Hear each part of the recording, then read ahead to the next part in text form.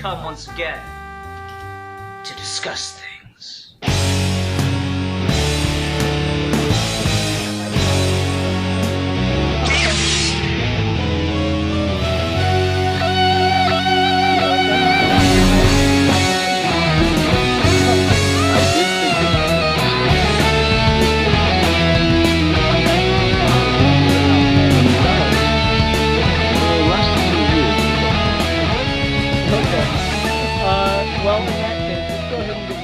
Right away.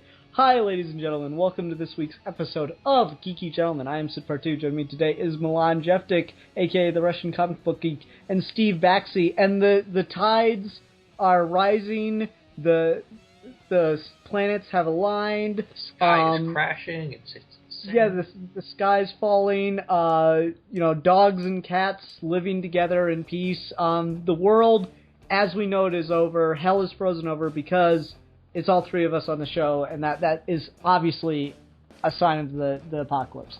I knew it would happen under Obama. That's all I'm saying. It's good to have the three of us back this week. And Steve picked the topic this week. So Steve, what are we talking about? Okay, so this time we're doing a review. It was kind of last minute, but I figured I'd try to talk about this somewhere because I just recently read the comic. We're talking about Justice League New Frontier.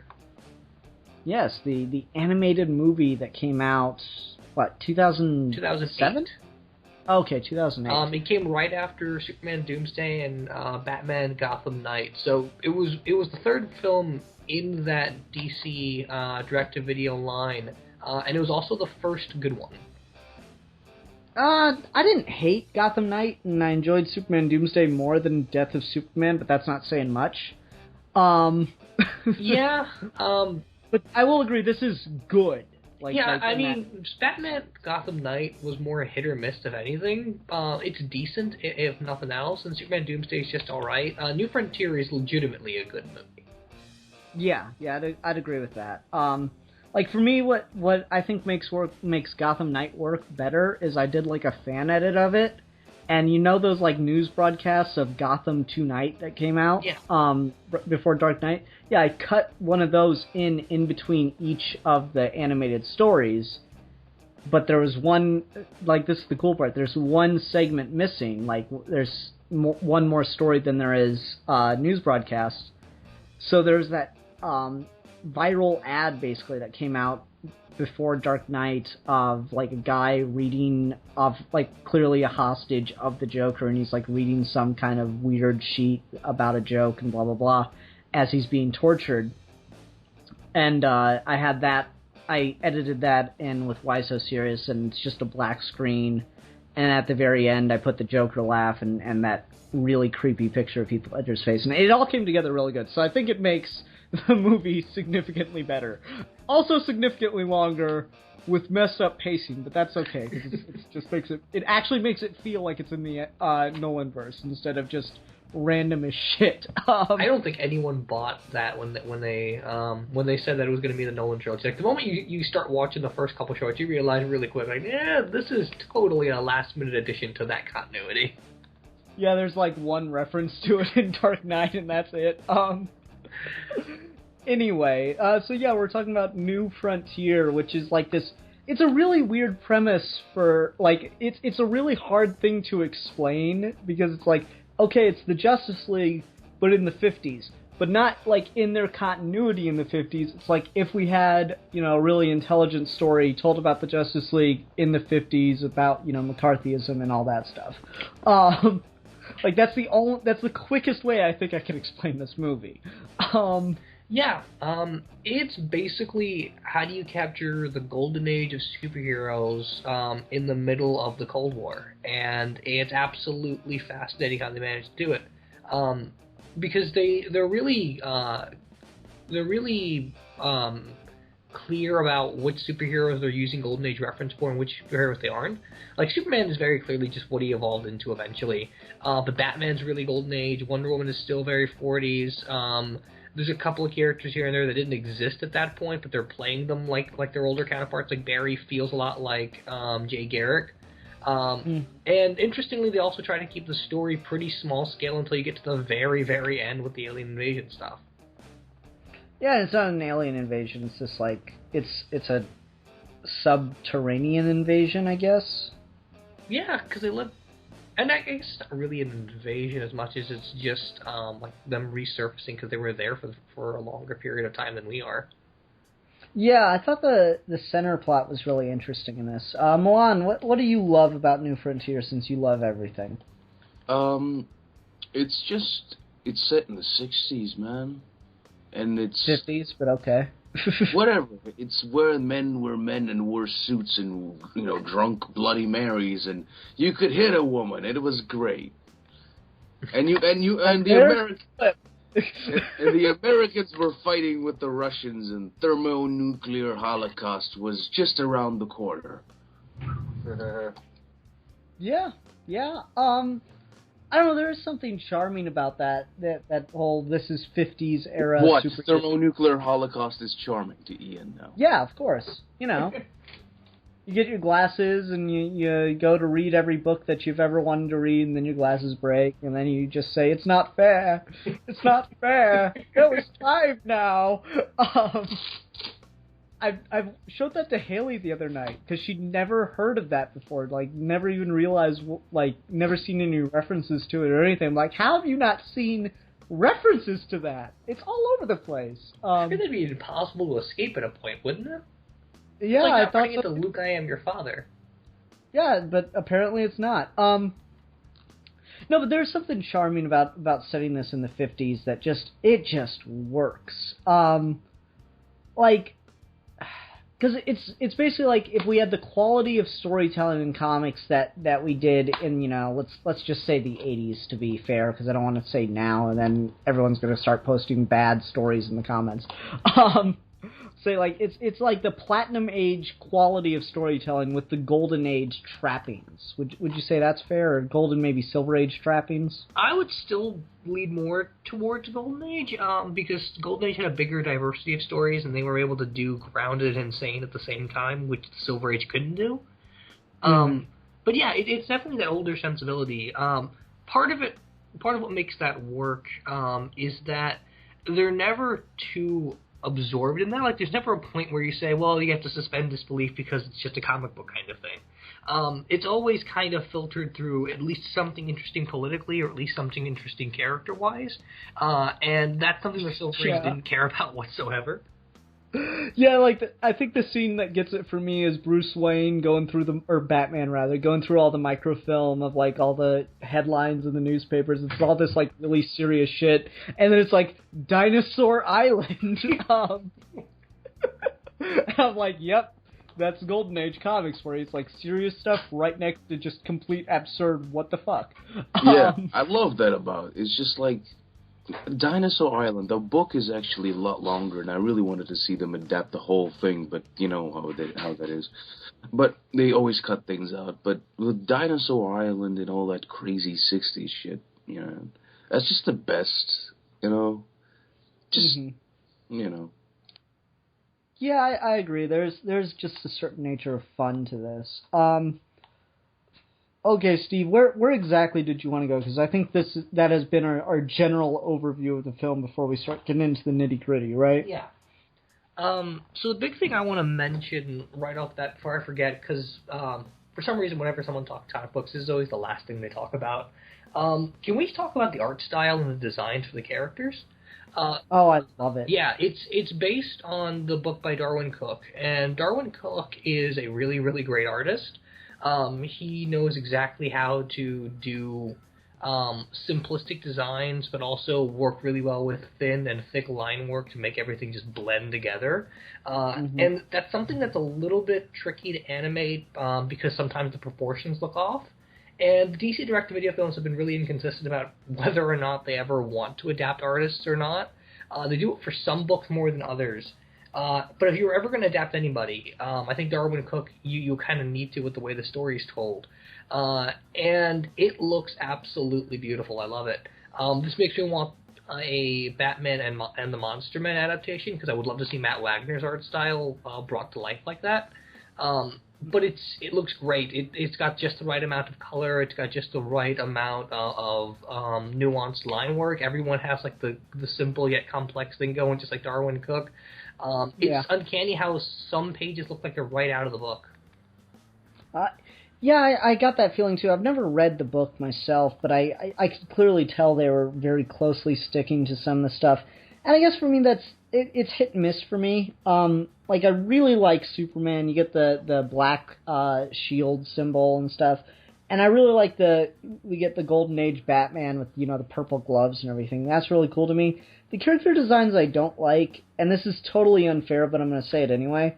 I really don't like Wonder Woman and Martian Manhunter's final design. I like him when he's like, full alien, and I like the detective. I don't like his final, superhero appearance design.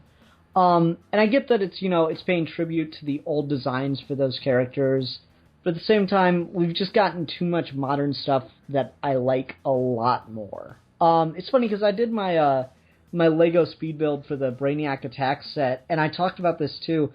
I really, it's just this weird personal thing for me. I really, push back against Martian Manhunter having a normal human-shaped head. I always, I don't mind if everything else about him looks completely, Homo sapien. I always want his head to just be kind of wacky. And so, that really just irks me when I see it in this. I'm like, it could have been cool, but it's not. Yeah, and to be fair, if you go back and read some of those original Justice League stories, Martian Manhunter always felt kind of off. He didn't look like an alien. He looked like a guy that just painted himself green. Yeah, I get that, and I understand that it's a tribute to that, but at the same time, it still bothers me. Yeah, that's totally I'm allowed to have both, and Wonder Woman's design, I just think she looks too bulky. And I get that it's supposed to be muscle. It just, I don't know. She just looks like she's gone to too many donut shops. She's a huge bitch. You don't like that. She does legitimately look like a dominatrix. I'll give you that. Nah, just a big old fucking hellion of a woman. Yeah, she. You know what it really does look like? It looks kind of like it looks more Nordic than Greek. That's what I'm gonna put my finger on. It looks more like Viking than like Greek. That's fair. And I'm not. It's not a problem in and of itself. It's just it irks me. It's one thing that I kind of draw back from. I guess I would have liked. I'm reading through Sensation Comics featuring Wonder Woman, which if you are picking up weekly books, pick that up. It's great. I'm reading through that right now, and they do some throwback stuff where basically the premise of that book is, hey, a lot of people don't like Azzarello's Wonder Woman and have stopped picking up that book. So here's a book for those people. And we'll just let the writer write in whatever continuity that they fucking feel like. So you get a lot of just completely different character designs in Wonder Woman. Sometimes within the same book, it's just not even kind of a similar character design. Because it's usually 2 to 3 stories a book. Yeah. And so, you get a lot of variety in that. I'd like to see some of what's going on in that book where they take, the more modern sensibility of Wonder Woman, but kind of adapt it with those older costumes and stuff. And so I guess I would have preferred something like that. But overall, those are the only 2 big complaints I have about the art. Otherwise, yeah, it makes you nostalgic for a time I was not alive for. Part of what's really interesting about it is if you read the book, there is a bit of an emotional experience going through that because they're so specific about when things happen. The Martian Manhunter lands on Earth in 1953, which is when that story was created. Then he goes out as John Jones in 1955, which is when that comic happened. Barry is Flash in 1956, when that happened, when that was published. And Hal Jordan's Green Lantern in 1959, when that story was published. That's really clever. I did not know that. Yeah, it's really cool how Darwin Cook's able to do that. And it makes you feel like you're going through the history of these characters, but in a lot of ways, it feels like it's Darwin Cook telling you this is how I was viewing the world as these heroes randomly entered it all around this time. And I'm not sure how old Darwin Cook is. He might be old enough to be around at that point, but I'm not positive. So the book's able to convey that really well. The movie has that to a degree. But I think you'd really benefit from reading the book, just out of the fact that you get more in depth with some of the best stuff here. Like Hal Jordan is great in this. I love everything with him. I love that they got David Boreanaz to voice him and everything. And he does a lot more in the book, and there's a lot more explanation about that guy he kills and everything like that. Those honestly, I don't need anything. Are really what make it work and make it feel more Golden Age, because it's not afraid to hit the darker stuff. Yeah, like, honestly, I do not need anything else with that guy he kills. Just what they give us, I think, is perfect. That's fair. Yeah. It's a chance encounter. Yeah. He's put in a live or die situation, and he makes a choice, and I love that about it. I love that we get this idea of, Hal Jordan never fired a shot, but was still one of the best pilots in the Korean War, because he refused to kill for what they were there fighting for. I love that. That's brilliant. It's just recently in the comics, not recently, Sinestro Corps War. So like 7 years ago now. But it's fairly recently in the comics that the Green Lanterns have had the ability to kill, but I always liked the idea that they should be able to if it's justified. Obviously, we're at a turbulent time with the idea of, law enforcement and justifiable homicide and all that, but I still feel like the Green Lanterns should always have been able to in the first place, and so I like the idea of that's the kind of person that the Ring picks.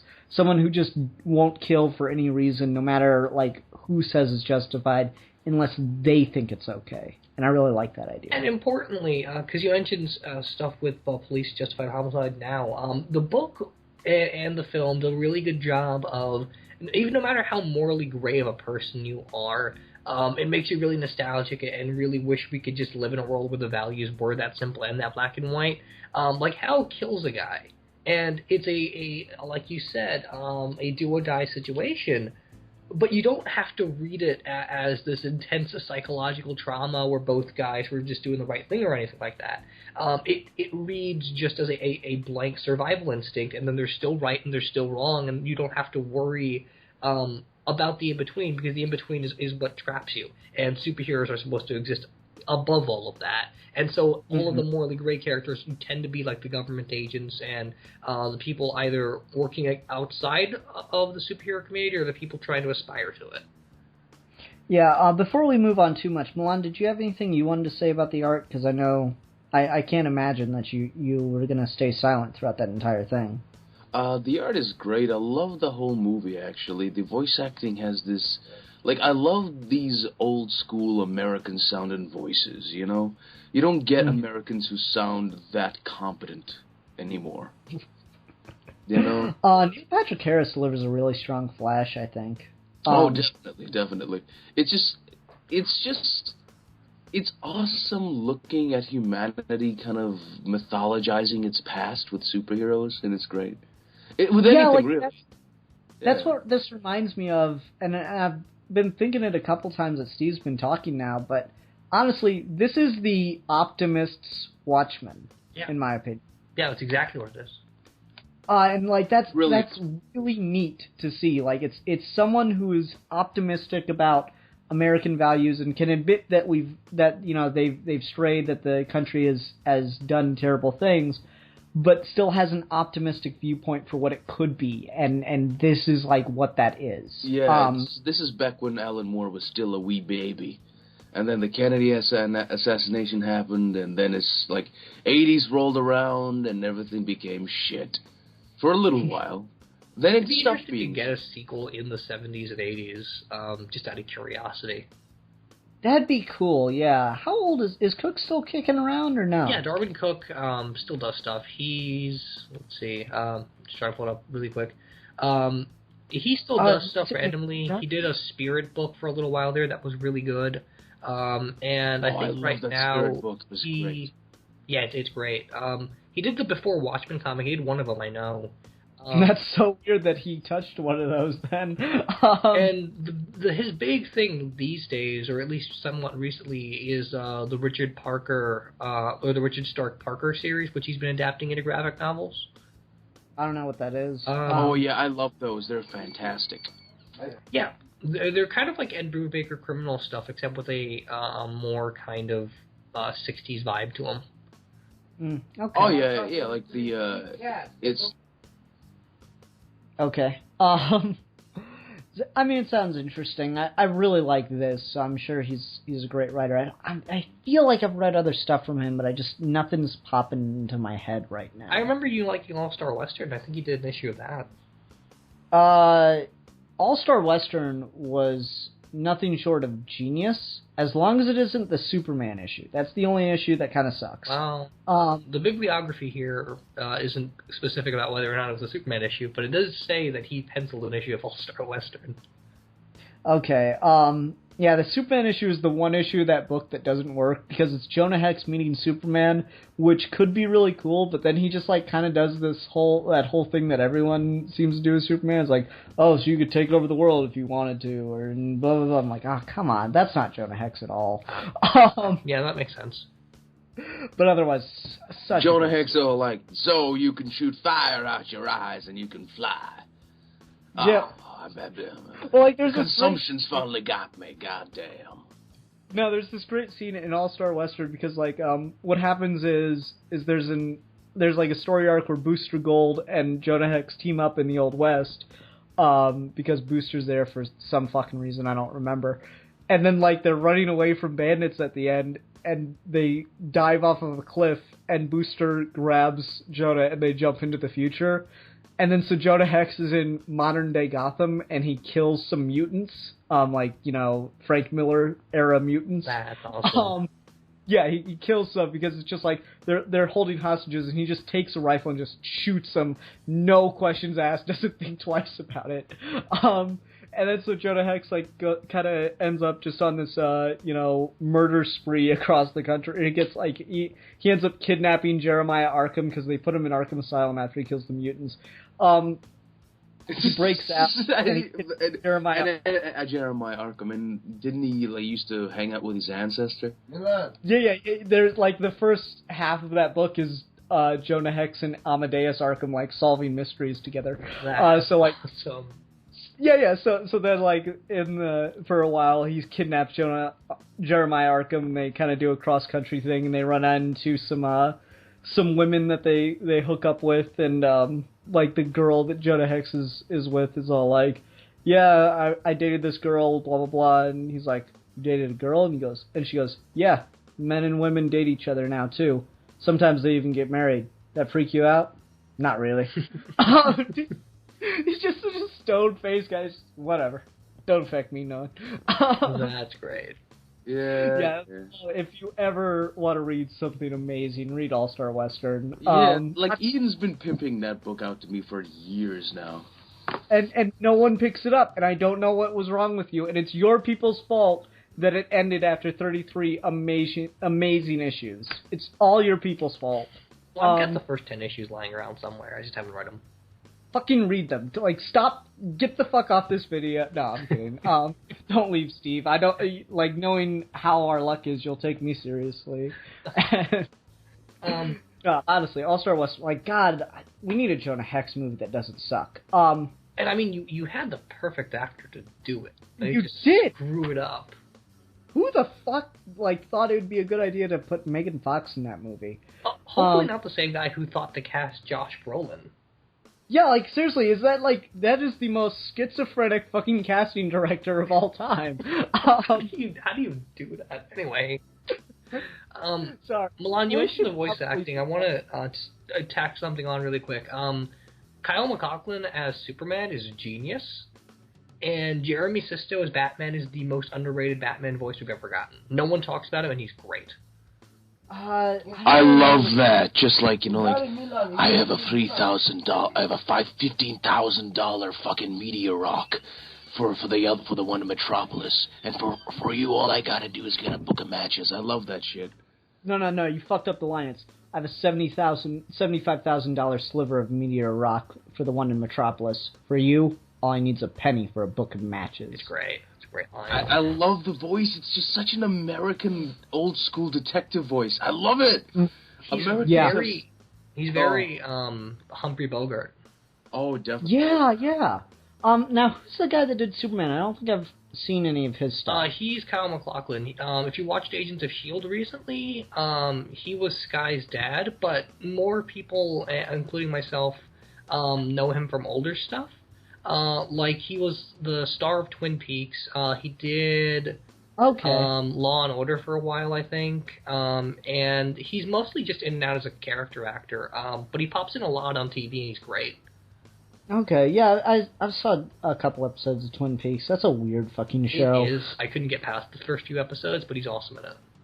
Uh-huh. I remember I was at the Suncoast once with some friends, and we picked up the absolute golden edition of Twin Peaks, and we turned it over, and on the back, what's the name of the director? David Fincher? Yeah, David Fincher.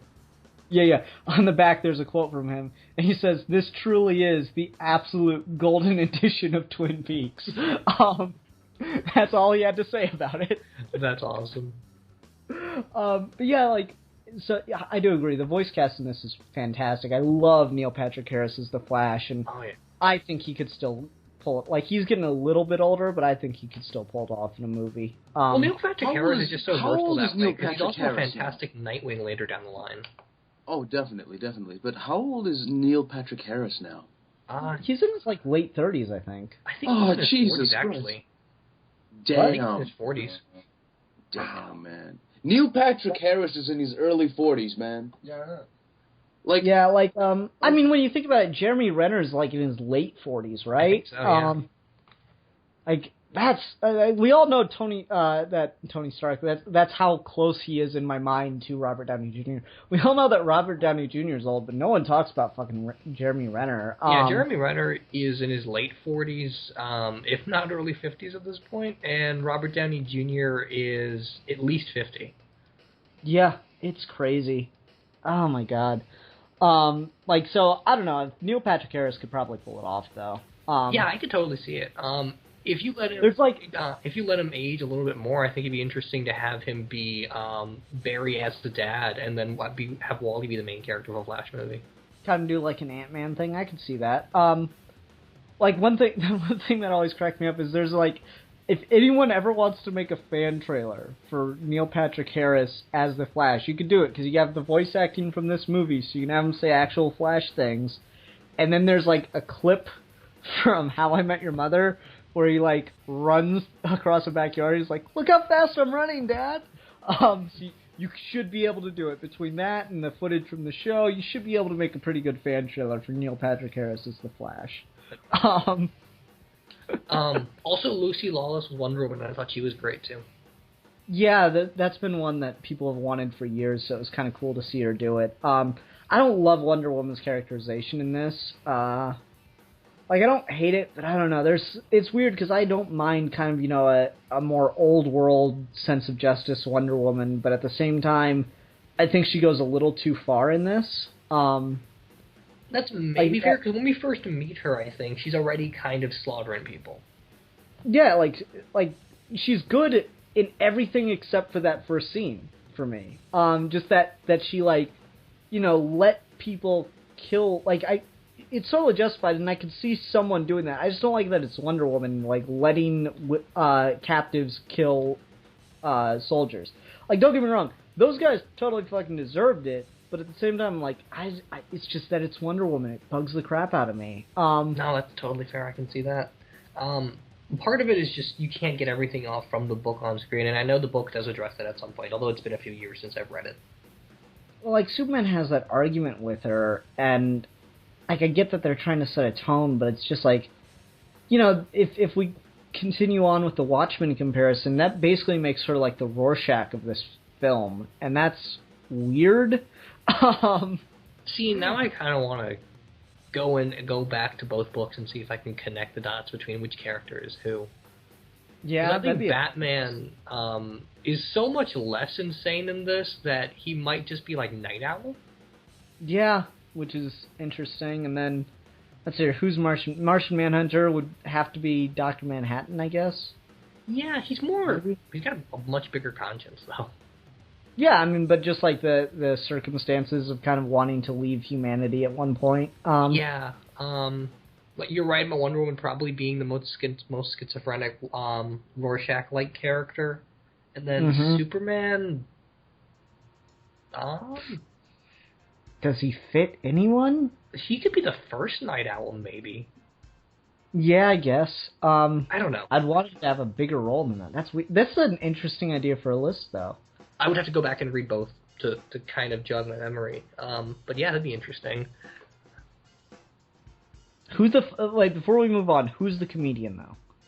Because I definitely see Wonder Woman as the Rorschach of this, but who fits as the... Maybe there isn't a one-to-one Faraday, for everybody. maybe? Yeah. I could see Faraday doing it. Or maybe Flag.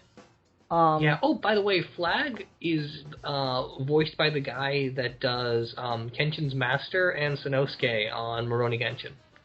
Oh, that's funny. Yeah. I just noticed it on this viewing because we're watching Rurouni Kenshin right now. Oh, that's so weird that I didn't catch that because I just finished it a couple weeks ago.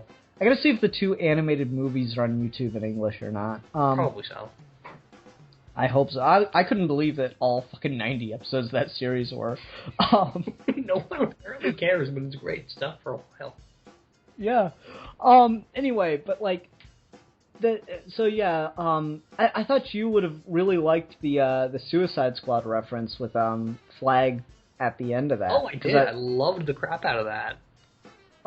That and the John Henry Irons. I know Milan must have been squealing like a little girl. Yeah, and my favorite part about it is that Rick Flag is set up to be more than just a doting military dog. Like, he actually could have been a guy with some dissent, like he is in the comics. I would have loved to see a sequel with the Suicide Squad in the 60s, just doing Suicide Squad stuff. Yeah, I don't know. I think Suicide Squad's a little too pessimistic for 60s. You need something... I don't think you can do Suicide Squad until you get to, like, the 80s. Although, importantly, the Suicide Squad book, even that it was out in the 80s, even though it was a little bit pessimistic because of the way it played into the Cold War, the biggest recurring theme from it that Gail Simone ran with Secret Six is that the team is basically one big cosmic joke. So no matter how dark things get, it's kind of preposterous and hilarious about it. Mm-hmm. No, like, not just that, but at the same time, I really like what you mentioned with Cook, where he fit each character into doing their thing in the year that it happened. Oh, yeah, that's true. I really like that. It's kind of like that, kind of sort of what the new X-Men franchise has been doing with, like, every decade here's what mutants have been doing in this decade. Here's how mutants have affected this decade. Yeah, that'd be get a little fuzzy with Suicide Squad, because Rick Flag's dad, and there's no Junior after this guy's name, so he's not the 80s Rick Flag, he must be his dad. And he led a Suicide Squad in the 60s, so you could do that, but it wouldn't be introducing them when the character was introduced, because that's a retroactive thing. Yeah, so it's one of those weird things. You'd have to finagle it a bit, but I just think the general tone of the Suicide Squad... You gotta wait till things start getting really dark. That's fair. Maybe do the exact same thing where set a film in the 80s and then introduce retroactively in the middle here that there was a Suicide Squad. Yeah, maybe. I don't know. It's such a fascinating idea for a movie. Just this premise of putting it in this time period and not making, because like I feel like every time I watch something that's set in this era, like the only thing I can think of is like Batman Brave and the Bold. That show was good, it was entertaining, and it even had a couple episodes that got kind of serious, but it's usually really lighthearted stuff whenever it calls back to this era of comic books, and that's not what this era was all the time. You know, it was certainly lighter than the stuff we got in the 80s and obviously now, but at the same time, the Silver Age was, like, shockingly different compared to what the Golden Age was. And I think my favorite part about what it captures about the Silver Age, because I'm not really a Silver Age fan. I don't like a lot of Silver Age comics, but yet you love Grant Morrison. I do. It's weird. But one of my favorite things about that era was that there was a very distinct focus on classic sci-fi literature and classic sci-fi art. Like, you don't have to go any further than Carmine Infantino and designing the second Flash costume with Barry. Like, there's clearly a lot of influence from classic literature there, and there's a very clear effort being made to make it more poppy, to make it more futuristic, and to make everything look a little bit sleeker. So translating that and making the whole premise of Justice League New Frontier something that's extremely nostalgic and a little bit political, and then evolving it into something that's a little bit more sci-fi, just like the way comics history goes, I think is fascinating. Yeah, it's just a really smart idea. Like, you really get the sense that lightning struck with this, right? Like, you know, I can totally imagine Cook was just kind of sitting around, like, maybe even reading old comics, and saw maybe one writer snuck in kind of like a jab at McCarthy or something, and then just totally ran with it. Yeah, like this is a passion project through and through. I know Dustin Dukaloops, this is his favorite comic of all time, and I can totally see it, because it's just so well handled. But at the same time, with every little nuance in the story, there's always a little element of clearly Darwin Cook had some emotional feelings about this, or clearly this is representative of a period in his history, or something that he's wanted to talk about for years. There's portions where it feels like the guy's just kind of venting through superheroes, and that's amazing. Yeah, and like it's that's funny. That's the best sentence ever said by any man. Thank you, Steve. It's funny because I was talking to Alex on Twitter just before this, or I was talking at Alex, and all I got was some favorites back. Thanks a lot, Alex. Anyway, favorite is how you acknowledge someone without actually responding. Exactly. No, I did a comic review of DC Bombshells #1, and that book is, oh my god, it's almost the exact same thing as this, Steve. Like, it starts out with Kathy Kane, Batwoman, and she's like, what was that Tom Hanks and Madonna movie? League of Their Own. It starts out with Batwoman, who is fighting crime, but also playing professional women's baseball during the war. And so, like, it starts out with that, but then she goes home, and she's still a lesbian. She's in a lesbian relationship, living with her partner and everything. And like Amanda Waller lands this weird sci-fi plane on top of their building in Brooklyn, and she's like, "Hey, how would you two like to end the war?" And then Steve Trevor's on a dogfight above Themyscira, and then you have communist Supergirl in a shitty Russian plane. And oh my god, it's exactly the same kind of thing. There's a lot of commentary on the reality of the period and stuff, but it still has that like instant superhero awesomeness feel. So like if you really like this, then people should be picking up DC Bombshells. Like, I saw the cover, and like the cover is so misleading, and I think they just made this book based on the popularity of the statues and the covers that have been coming out of this stuff. But whoever is writing it, oh my god, they applause, because this could have easily been either something that was just kind of, at best, really fun, and at worst, really sexist, and it ends up being amazing. So pick that up, people. Pick that up. I need to read that at some point, because I keep hearing nothing but great things about it. And it seems like doing superhero period pieces has historically worked out pretty well. I can't really think of anything that's awful. Yeah, exactly. Like Red Sun's really good. This is really good. You said Bombshells is good. And we're only one issue in, to be fair, but God, just the quality that we already have is fantastic. Yeah, it's weird, because I guess with the perspective of history, you could actually just, everything looks better when you look back at it. Yeah, like, the rose-tinted glasses of history, and it's interesting because all these things, though, are kind of commenting on the reality of things in that time period. It's weird to talk about this at this time, and it doesn't have really much to do with the movie itself, but, Carter just came out and revealed that he has cancer in his brain. And I'm really sad to hear that, because despite Jimmy Carter not being a very effective president, I thought he was a guy with a lot of great ideals, and I think Reagan kind of pissed all over him once he took over office. Carter put solar panels on the White House, not to save the country energy or anything, but to be a symbol of we need to be looking forward. And Reagan just tore him down. And I think there's something about that sense of looking back on history and just seeing where things kind of went wrong. I'm not entirely sure where I'm going with this, but No, I can see I feel like I'm dancing around some kind of point. I can see exactly what you're saying. There's this harsh reality whenever you try to study history and you try to go back, because you were always growing up with this sense of there was a period in time where everything was amazing because your parents keep talking about how back in my day things were like this. So you instantly grow up with like a sense of nostalgia that's artificial. Yeah.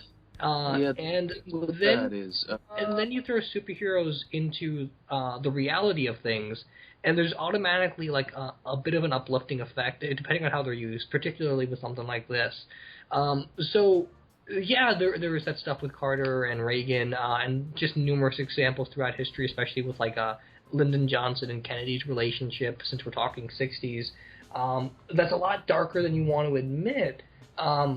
But then superheroes are able to capture the best sides of that, and so they're not ignoring the dark. It's just, like you said, moving forward. And the best way to do that is to acknowledge what works and to roll with it.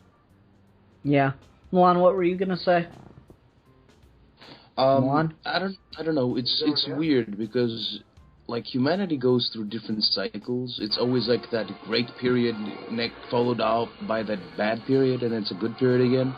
So it's always, Grant Morrison talks about this, how the sun kind of affects the mind of the youth, and culture changes into either a very dark, very depressive, very cynical point of view, and everyone's wearing black and rubber, or everyone's, the next generation, everyone's wearing baggy clothes and growing out their hair and smoking hallucinogenics. It goes in... Yeah, I'm getting out my book of classic myth right now. Keep talking, Milan. I'm going to see if I can add to your point.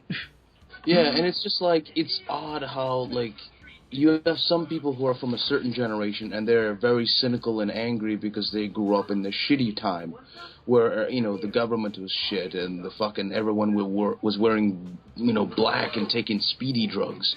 And then you have the people who are a little older or who are a little younger and who are born in the, hippie generation where everything's, like, happy and, like, hallucinogenics ruled the day, and there's hope in the world. So I believe in a couple of years or so, you'll start to feel a generational shift back into the more depressive. I think that when we're in our 30s, we'll start to feel that kind of all the kids will start wearing black again, and we'll get scared. Yeah, we talked about that when we did the Invader Zim, or not Invader Zim, the Joan Vasquez video. And I can't find it in my book of classical myth, but Greek myth about the creation of Earth and man and stuff. And they talk about different ages of man. There's like the golden age of man, and it's so weird how universal this is across cultures, because I'm reading 18 Days as well, and Morrison's commenting on it in Indian mythology.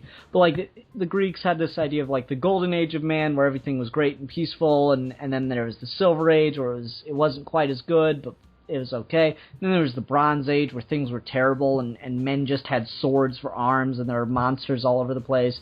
And then there was the Iron Age, and that was like the current age in which it was being written. And like there's something to the effect of, I would rather have been born in any other age but this one, whether it be earlier or later, because nothing could be as bad as it is now. So since like the beginning of civilization, or at least Western civilization, people have been outlooking that it's always been bad. It was always better in the past. Now it just sucks. Yeah, there's always an artificial nostalgia created through history, and that's immediately interesting. And an artificial like sense of just, oh, now it's all awful. It's both extremes, which is hilarious. You mentioned Morrison. You know why that is? It's because when you grow old and your body doesn't function at its peak anymore, you look back at the times where you could do shit with your body, and that's seen as a good time. Yeah. Yeah. More capabilities.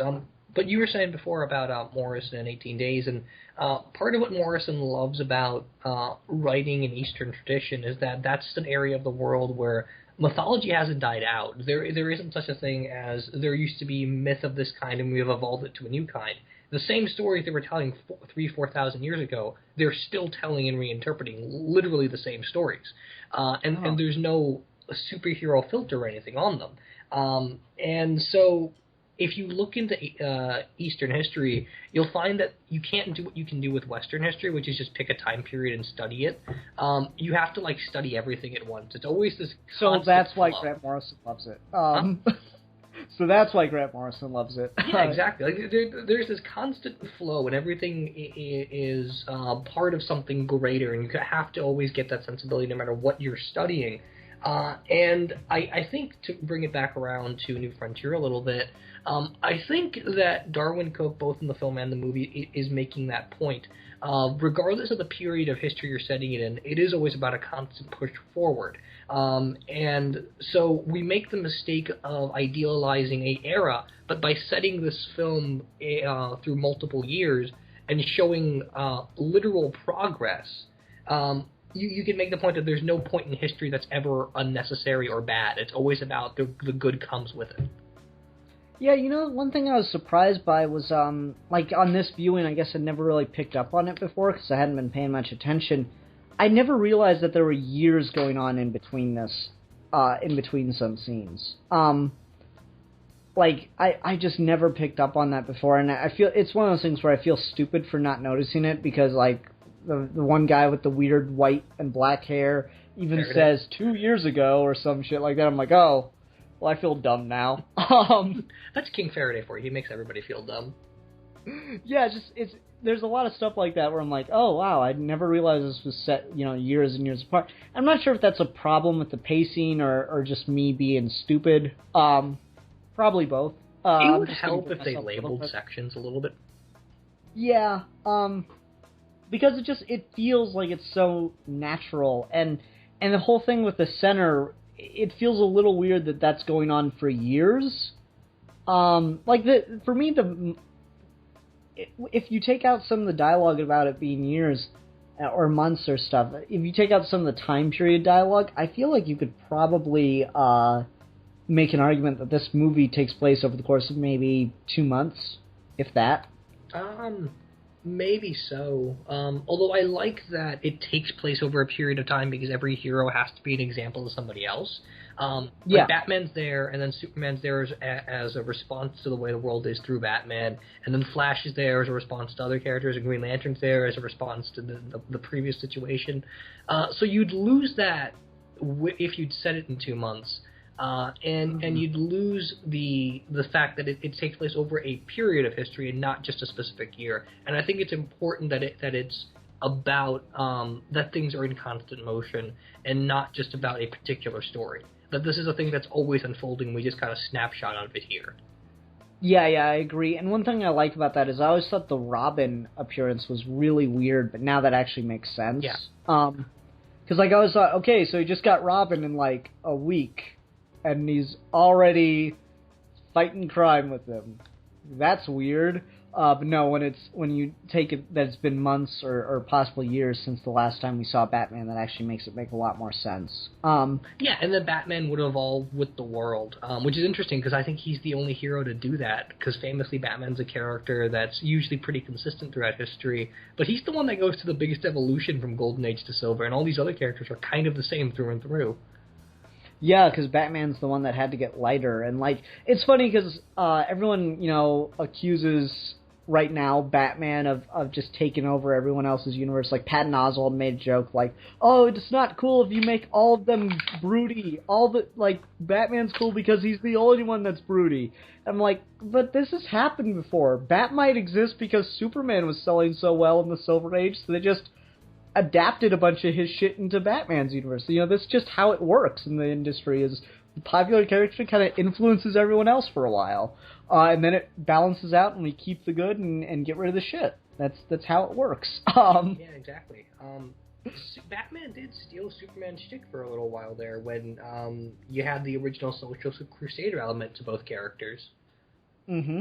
And that's fine. It's okay.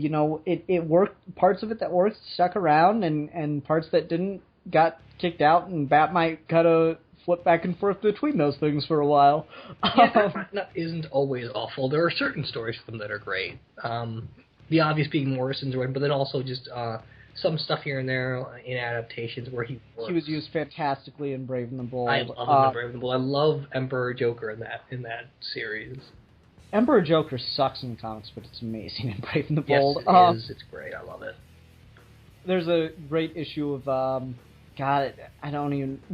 Funnest, I think it's called. It's like a one-shot, and it's Batmite versus Mr. Mxyzptlk, and they destroy the multiverse, but then fix it in the middle of their fight. See, that should have been the impetus for New 52.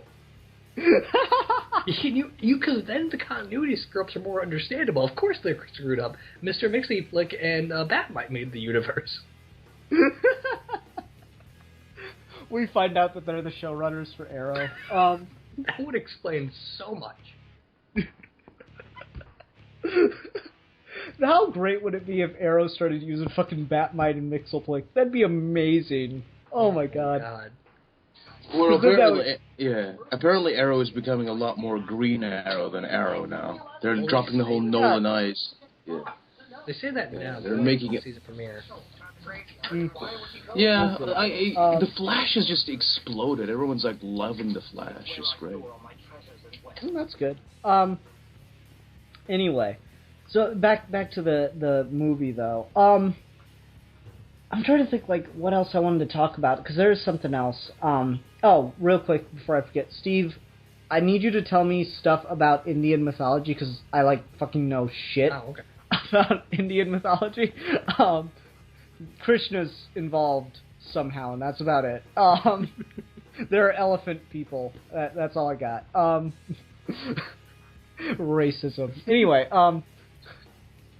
no, I brought up Grant Morrison's 18 Days, and he talks about, like, in that, he talks about a story where there's, like, ages of man, and that's why I brought that up as well.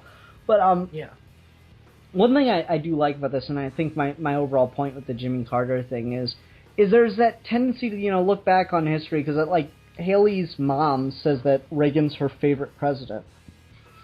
And I'm like, yeah, I can see that, because if you just look at the surface of what was going on at the time, before Reagan and then after Reagan, things seemed to get better, but now we're dealing with all the fallout from that, and then we go back and we look at some of the stuff that was implemented, and we realize, yeah, that was a really bad fucking idea, and that was dumb and stuff, and then when you look back at history quickly, it always looks so much better.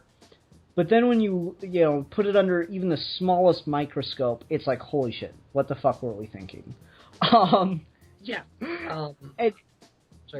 It's always so tempting to look at history as this march forward, and it is, but it's not like, a straight line. We fucking go all over the path like we're drunk off our asses. Because we are. Yeah, and I mean, the important thing about it, I think the big thing Darwin Cook is mentioning with this, is that history is something that can make a person cynical very easily. So it's about having perspective, but it's also about not being consumed by that indifference that history causes you to have. Like anyone that's ever studied political science or history can tell you that there's a point where you don't take sides anymore and you just acknowledge that everyone was kind of a moron or everyone was just doing everything wrong and there's nothing we can do about it. Like there's this kind of moment where you realize things are just screwed. And I think Cook is making an argument for, yeah, that happens, but you can't always let it. And that's why we need characters like Superman and Wonder Woman and Green Lantern to kind of help us work through that cynicism. Yeah, I'd agree with that. And, like, Milan and I had a big conversation about cynicism the other week. And I don't think cynicism is inherently negative. I think it's very harshly realistic, and that can often be taken as negative. I mean, there needs to be a healthy dose of cynicism to everything. It's just a matter of not letting that be the all-consuming worldview. Yeah, it's about not letting it bring you down. Yeah, I just don't understand when people just like cynicism. I think is just practically not the best thing to see the world through. Sure, everything is awful, but if you're just gonna let that consume you, why not just swallow a bullet? Yeah, I can certainly see that perspective, but at the same time, it's like, well, why would you? It's not going to change anything, so... It's like Crisis on Two Earths. What? It's like Crisis on Two Earths. Yeah. So obviously the only solution is to destroy everything. God, I love Owlman. I love that movie. most brilliant fucking, like, what? How'd you arrive at that conclusion? Yeah, Owlman is great, man. Like, that's the thing. I can't wait to see the Batman Superman movie, because like with Marvel, everything's fucking super light and fun, but it's great to see that kind of Watchmen gritty, everything is awful superhero again. It's like, we're doing it with a budget now. It's great. I'm not going to touch that with a 10-foot pole, otherwise this video will be like 3 hours long. I know you too well, Steve. Yeah. Like I feel like Steve is like choking himself not to talk at Milan right now. But anyway, like there's that idea of cynicism, like history making you cynical and stuff. And I think that the interesting thing about history is to look past the reality of things and, like, you know, are we in a better state now than we were in the past? Like, we can always talk about, oh, things were better in the past, but then, you know, all you have to do is go, yeah, sure, if you were white. That's the go-to for history. It's like, oh, things were so much better back then. Yeah, if you were white. Like, Louis C.K. has a joke, black people can't fuck around with time machines. And he's right. It's like, there's this march forward in history, and I think it's really tempting to, like, compare things in history, and I can see why that's useful, but at the same time, I think that, you know, you walk a really fine line when you do that. Like, when you go, oh, you know, America had concentration camps too in World War II. I'm like, yeah, but there weren't execution chambers. You know, you need to kind of like back off a little bit. They were called inconvenience camps, not concentration. Inconvenience camps. It's not to diminish the impact of those. Those were still terrible, horrible, Hippocratic things. You know what word I want to use. Hypocritical things, thank you. Hippocratic things, fucking medical oaths and shit. Those are still terrible hypocritical things, but at the same time, there weren't fucking execution chambers. Can we all just acknowledge that one was slightly less shit than the other? Like, George Takei had some really interesting stuff to say about the Japanese internment camps, and Japanese concentration camps, not to make it sound less than it was, but at the same time, you know, if I had to choose between that and a Jewish concentration camp in Germany, guess which one I'm fucking going for. It's one of those things. It's like, you know, it's certainly easy to judge things in history really harshly, and I can see that. But there is still a constant march forward, regardless. Like, things are better now for people than they have been. I remember John Green was doing a Q&A video, and someone asked him, if you could go live in any era of history, what would it be? And he goes, fucking right now, because, like, things are amazing, and back then they didn't have toilets. And I think there's something really poignant to that. And I think that's also why I love the concept of the center. I love the idea of villains come out of everything that you bury in the past to move forward. And because you bury it that way, you're creating and festering kind of an age-old elitist mentality. And the constant march forward doesn't come without an equal opposite force that leads to the pessimism. Like any person in the DC universe living in the late 50s can look back and see the blurred lines that led to this point in history that's better than it was, but clearly shit's about to go down. And that's kind of what King Faraday does throughout this, that he's kind of our more modern, cynical observer about things, and he's right, that things will come back to haunt you, and things will continue to be bad in the future. It's just a matter of acknowledging the things that are important and going forward with that. And the Justice League, or kind of the Justice League, they weren't really the Justice League by the end of the movie or anything, are able to... Which is weird, because it's not really... Then it's not a very good title, is it? It should have just been called DC The New Frontier. I don't know why they called it... Well, they called Justice League for sales, but it should have just been called DC The New Frontier, like the book, because they're not really the Justice League. But anyway, the idea that the Justice League are able to combat that and mitigate what you bury in the past, because they're still all people that are infected by it and live through the consequences of past actions. They're just able to overcome in a way that normal human beings can't, and that's why we look up to them. Yeah, I do love that about superheroes. There's always something that, even when you get like Alan Moore and it's just the most pessimistic shit you can imagine, where, you know, superheroes, like his whole thing is superheroes would be fucking terrible people. It's like, even when you get to that, there's always that one character that just kind of makes you pull through, and it's like, you know what? Even with their flaws, they're still really just people to look up to at times.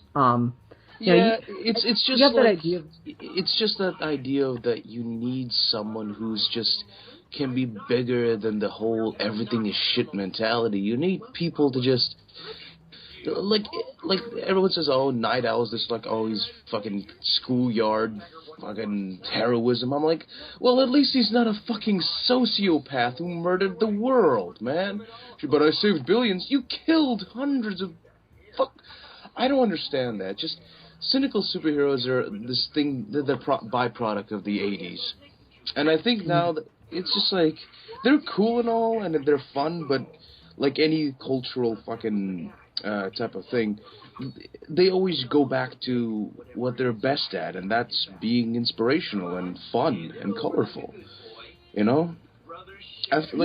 Cynicism, it's a wonderful spice, but you can overdose on it really quickly. I'd agree. Yeah, it's just like a little bit of here and now and again is all right. But if you're just like eating we keep saying, you just need spoon, perspective on it. Exactly. You just need perspective on it. And I think that's an important thing to keep in mind. And I think that this movie has a lot to say about history. We should have saved this, Steve, for November. That would have been perfect.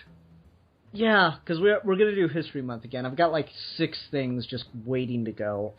And Horror Movie Month. That's going to happen too. We're doing Horror Movie Month and History Month again, and I might let Steve talk me into Holiday Movie Month. We'll see, though. We'll see. Anyway, so I thought of 2 things that I wanted to talk about while you were talking, Steve, and then I forgot them. And so I'm trying to remember them right now, and it's not working out for me. Oh, okay. I hate when that happens. I'm trying to think of what the last thing I said was, but even I can't remember now. Yeah, it probably wasn't important. There's probably some pretentious stuff and made people think you were smart. Can we, for a second, talk about, unless you remember what you were going to say, the music used for this? Because it's composed by Kevin Manthey, I think his name is. I can't remember off the top of my head. He's a guy that's done animated stuff here and there before. He's done some really bad horror movies, and I know for a fact he did Terminator 3, and he did Halloween H2O, if you guys remember that movie. All just kind of crappy stuff. But the music he uses here is really, really good, and I'm not sure if this is another one of those cases where a guy is not very talented, but something just hits home for him in a way that he's able to elevate his own material. Well, see, like, that happens to me all the time.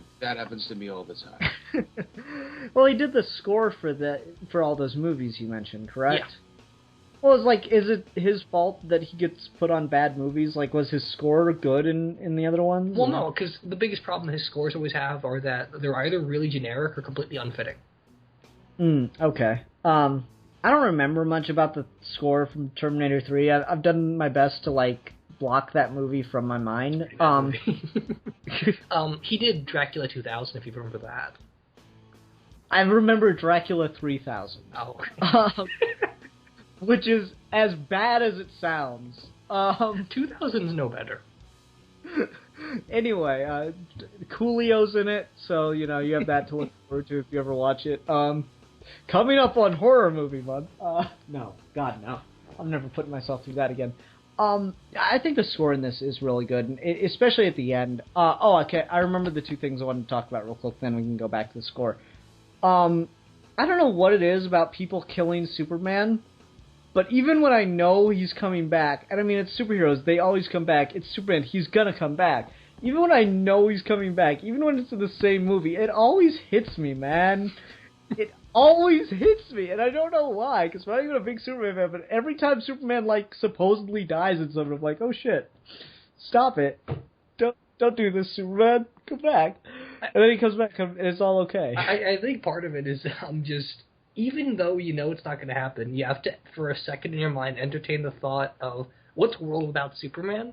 And whether you care for him in fiction or not, he's had such a profound impact on culture and history throughout that if you just kill him, it's literally like you're killing a part of the world, and that's really hard to think about. So you always want him to come back.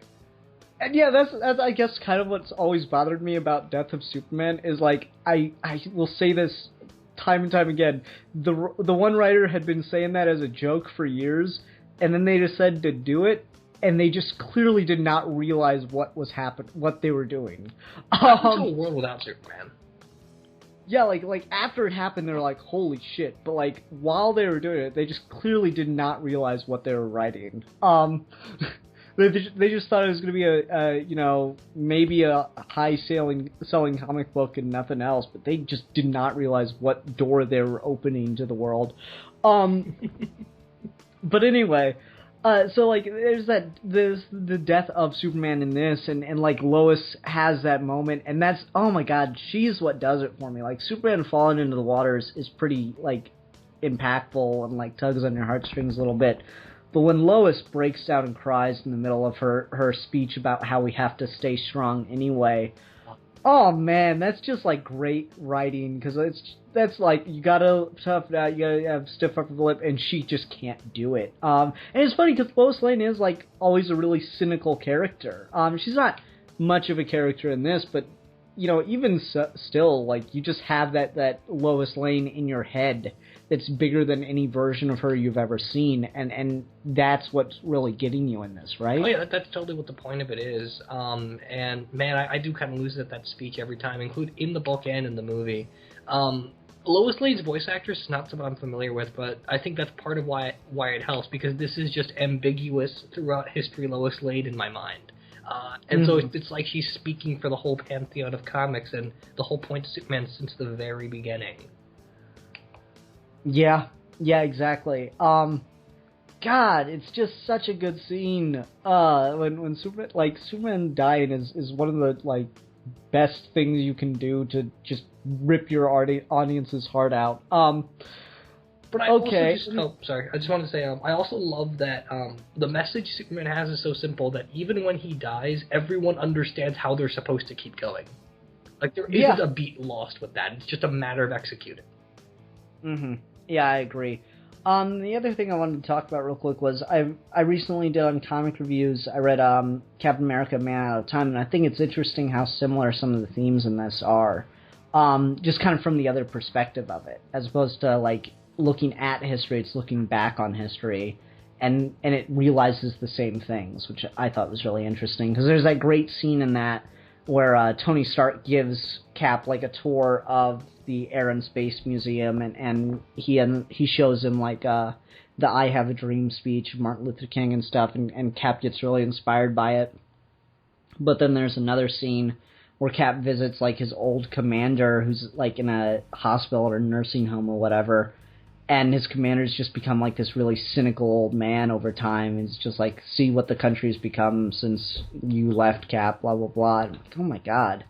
It's such a great juxtaposition, and that just really reminded me of what I was watching here. I'm like, wow, American history is such an interesting thing to talk about, because it's so weird because we've been around for so long, but it still feels so important. And I don't know if that's just selfishness or being so close to it or what, but I don't know, it's crazy to look at American history. Yeah, your guys are really too on American history that isn't centered on a culture that's too influenced by it. Like, just imagine talking to someone from an undisclosed random Asian country that has not been commercialized to the extent that the rest of the world has by the U.S., and then have them learn U.S. history and see if they think about it the same way.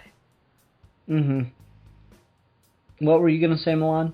U.S. history is one of those things. You guys are like nearly 300 years old now, and it's just, you guys are just this developing nation, and now you're like, you've had AIDS, you had all this stuff. You're like, it's like, Russia's like experiencing an AIDS epidemic now, and I'm like, welcome to the 80s, Russia. You know? Oh God. That's awesome. The Russians are 20 years or 30 years behind everyone else. God, I feel old. The 80s were 30 years ago. The fuck. Oh yeah.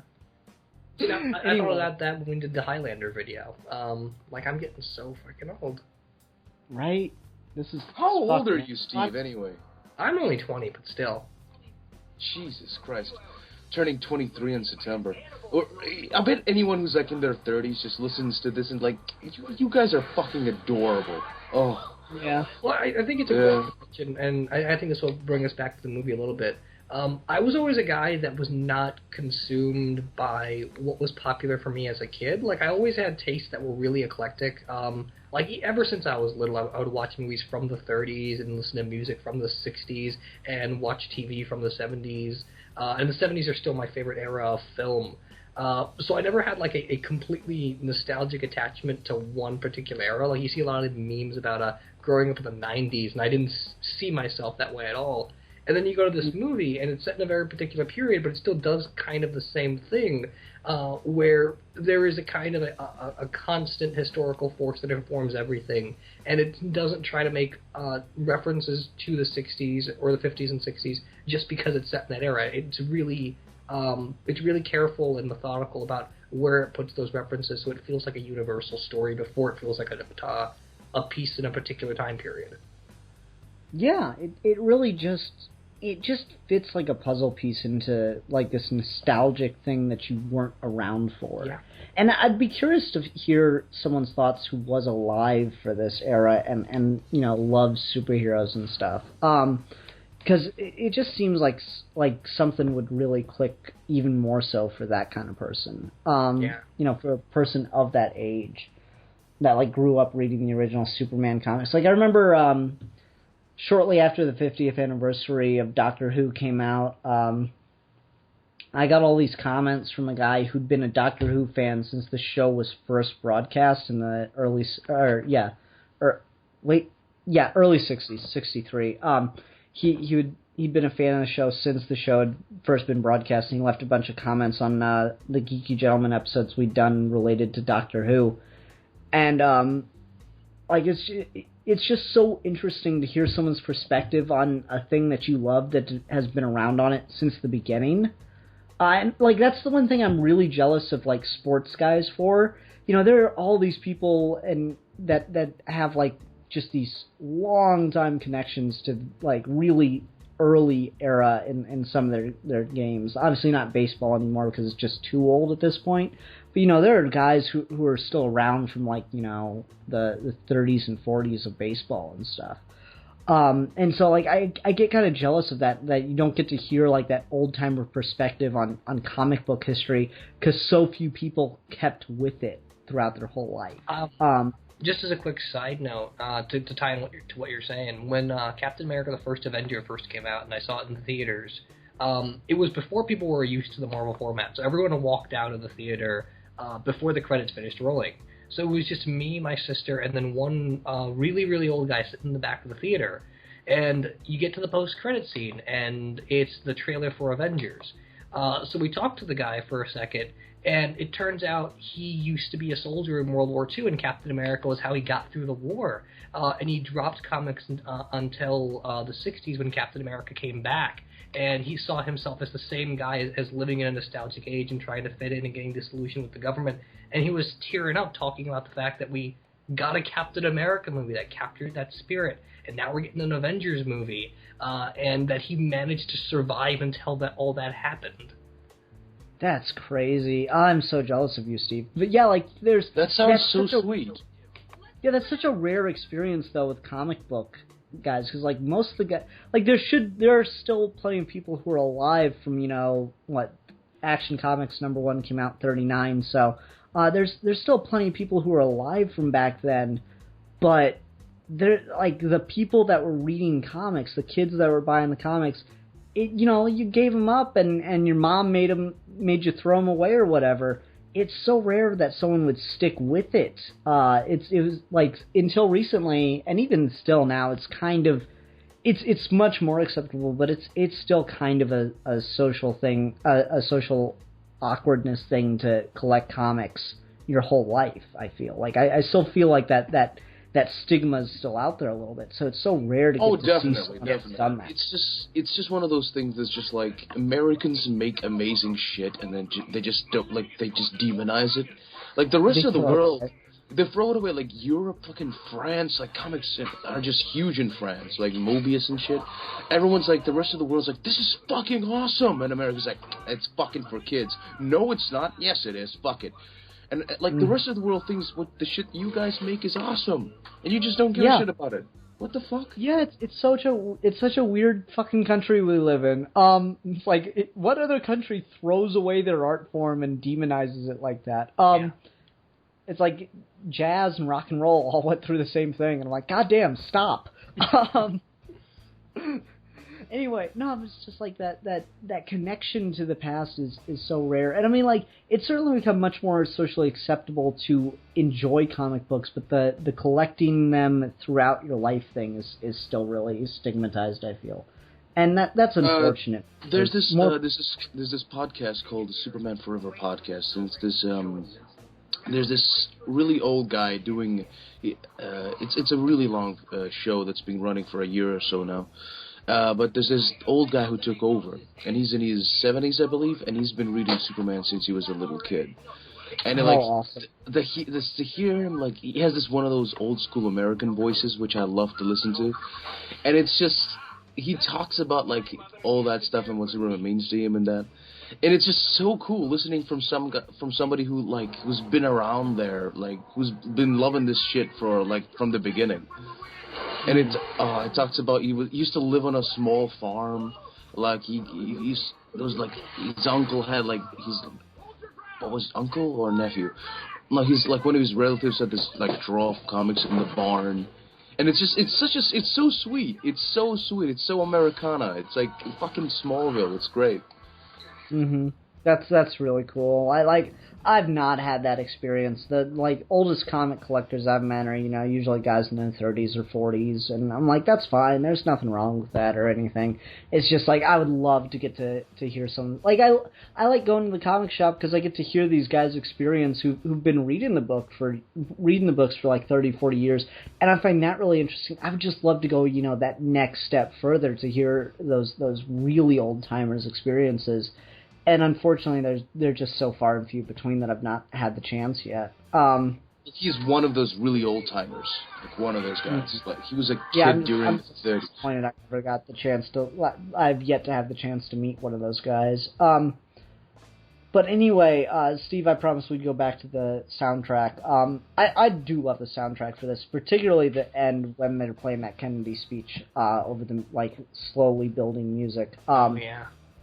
Oh, it's beautiful. And I love the John Henry Irons reference, and that his dad was one of the guys that fought the KKK. I thought that was great. I like that. Funny thing is, hold on, stop. Just to mention on John Henry Irons, I just recently read the original 52 series with Grant Morrison and Greg Pak and whatever, and John Henry Irons is fucking great there. I love it. Just the whole series is great. It's like, people say, oh, there's not enough this and there's not enough that. I'm like, dude, there's a story about two lesbians and they're cops and they're badass. Like, just everyone complains that there's not enough diversity and shit. I'm like, look at fucking comics. Everyone's black. Yeah. I'm not sure if anyone does that with 52, though, because I think 52's got pretty universal acclaim because it's just so good. No, just like in general, people like rip on comic books for not having enough diversity. I'm like, yeah, if you look for it, you'll find it. It's just that it's not in like the big titles. I'm like, well, it's because you can't just. It is. There's kind of like, yeah, like there is like stuff here as well. Like people look for, if you look for it, it's there. But the thing is with the comics, it's like when it's there, it's really good. Like it's not. It's a quality over quantity type of thing. I mean, fucking Seven Soldiers of Victory. Yeah, Zatanna was fantastic. Norm, Mr. Miracle. Yeah, fucking great book. Steve, I'm still never forgiving you for missing that episode, and I don't even remember why you missed. It might not even been your fault, but I'm still never forgiving you. I know. I love that series. Oh, it's so good. One of these days, I'm gonna do my own review of that just because I want to. And I'll like leave comments on it telling you how you missed out being on Geeky Gentleman on it and stuff. I'll make it one of my solo like 40-minute things, but we'll see. Oh, cool. I'm really hoping you do all of Morrison's run because I loved your Gothic video. But thanks. Milan, did you have anything you wanted to say about the score? Because I just think it's fucking genius. Oh, it's beautiful, man. It's a beautiful score. Yeah. So apparently, and this is the last thing I have to say on it because we all just love it. Apparently, there was a follow-up story. Oh, really? Darwin Cook released a story right as this was hitting DVD called New Frontier Special, which had basically just a set of random stories. It had the first Superman versus Batman thing, and it told the in-between story of how those two guys first met here, and including how Wonder Woman was posted there. And then there's a couple like post-New Frontier stories where Robin and Kid Flash work together for the first time, and we get to see Black Canary for the first time. And apparently it was told in kind of like an old school 50s magazine pulp style. Oh, neat. So it's like third person then, huh? Yeah, that's what it sounds like. I haven't read it, though. It's not collected in the trades I have, and it's not in the Absolute Edition, so I might have to track that down. That's not a very Absolute Edition. Yeah, though, really. Come on, Absolute Edition is supposed to be like just, kill a man size, and you're supposed to put everything in that. There better be a reissue of that at some point, but... Yeah. It's funny, Milan and I were talking about Gaiman's Absolute Sandman, and like, you could just kill a man with this book. And not by, like, hitting him with it, just sit down and read the entire thing, and he'll just, like, die of pure ecstasy. Oh, do you have the library editions? You should try those, too. Those are massive. I've got the Absolute editions. That's the one I drop on my comic reviews intro. I got the first 2 volumes of that. Okay. And then I bought the rest of it, because, like, those I got for free, because a friend of mine lended them to me, and then never, ever, ever asked for them back. And I'm not volunteering to give those back anytime in ever. Yeah, no one should. Those things are awesome. Yeah, it was his mistake for letting them out. It's like, here, borrow my Ferrari. Thanks. This is my car now.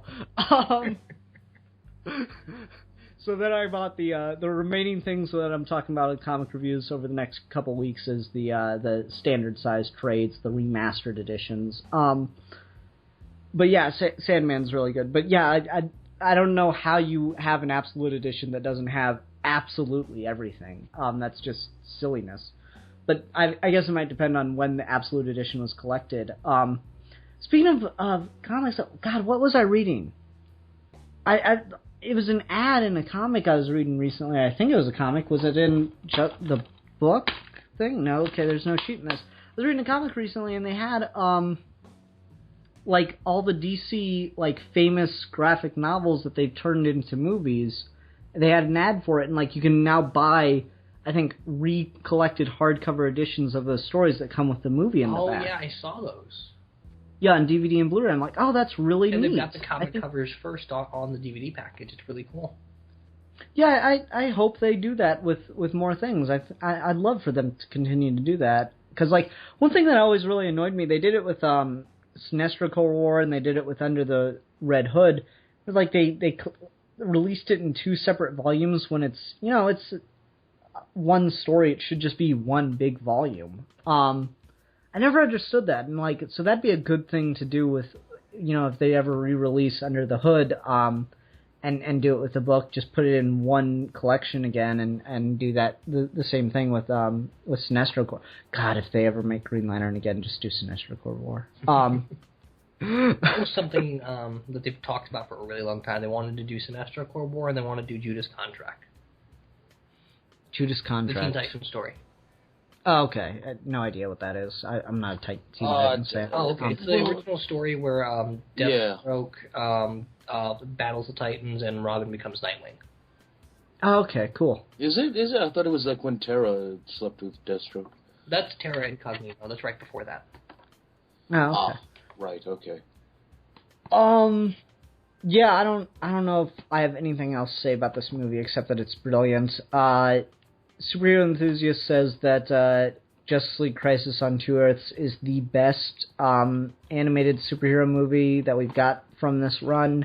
and I'd still probably agree with him, but I'd probably put this right under it. I think I like this more, but that's probably because I like Morrison's Earth 2 more than I like Crisis on 2 Earth, even though Crisis on 2 Earth is still really good. And then with this in the book, it's pretty equal. Yeah, okay. How about you, Milan? Where would you put this in the DCAU movies? Just second best, I believe. It's somewhere up there. It's good. It's really good. Okay. All right, let's go ahead and do a quick rating, and then whose topic is it next week? I think it's mine. No, wait, it's Milan. Milan, we need a discussion topic, so think of that while we're getting ready to do a rating. So I'm gonna go ahead and give this movie. Honestly, I had only 2 really little complaints. So I'm gonna do like a 4.95 out of 5. Fucking weird UFO-y looking orange spaceships that Hal Jordan flies around in with absolutely no exposition. I'm gonna go ahead and give it a 5 out of 5 Oreo-loving aliens. Do we see him eating Oreo in this? I think so. I saw him drink a soda. I don't think I saw him eat an Oreo. I've never seen a version of Martian Manhunter that hasn't had an Oreo in his mouth at one point. So, I don't know. Okay. Maybe I'm just misremembering. Maybe. I don't know. Milan, what do you give the movie? I give this movie 5 out of 5 American culture addictions. What the fuck? Yeah, okay. That's a good one.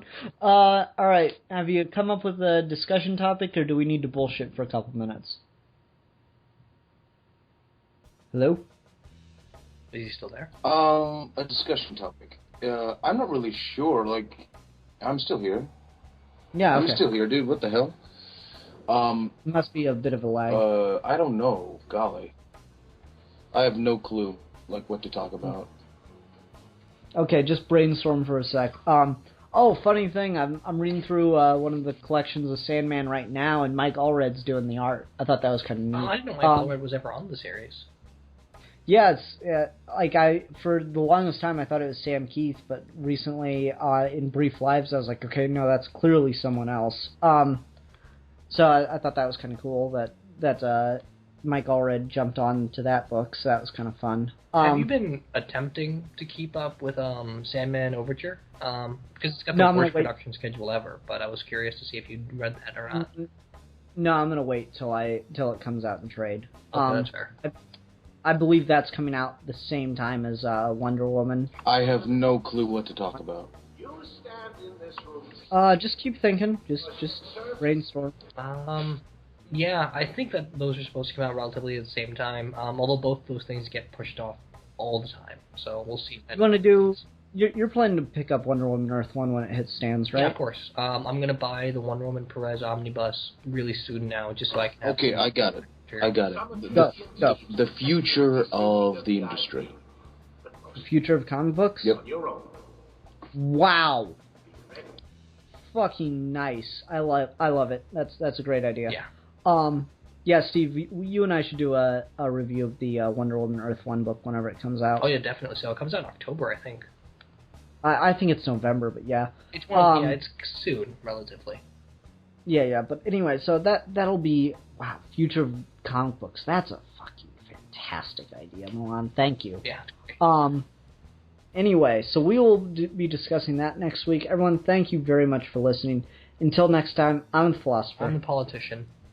And I'm the Madman. And we are your Geeky Gentlemen. And we will be discussing things. God, I just